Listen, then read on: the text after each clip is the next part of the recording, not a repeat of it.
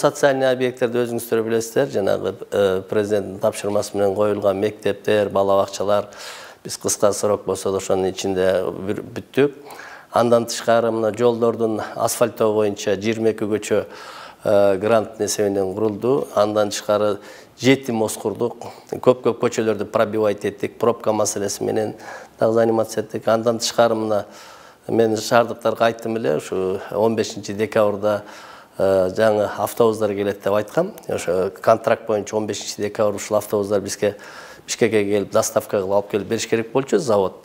Тилекке каршы азыр жана ковид боюнча Кытайда кичине ограничениялер болуп атат. Ошого карабай азыр автобустардын баары тең 120 автобустун акчасын төлөгөнбүз 1 миллиард сомго биздин шаардын бюджетинин эсебинен.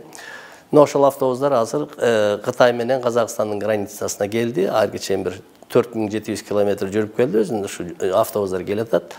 Эми ал жерде мына жаңы жылдын астында жыл бүтүп атканда очередь, таможенный пост очередь болуп атат. Биз Кытай эл республикасындагы, анан Казакстандын биздин посол менен да сүйлөшүүлөр жүргүзүп атабыз. Кытай границасынан бизге Казакстанга өтсө, Казактан бери зеленый коридор кылып беребиз деп атат. Эгер границадан өтсөк эле, буюрса бир 1000 километр экен, бул жакын пост.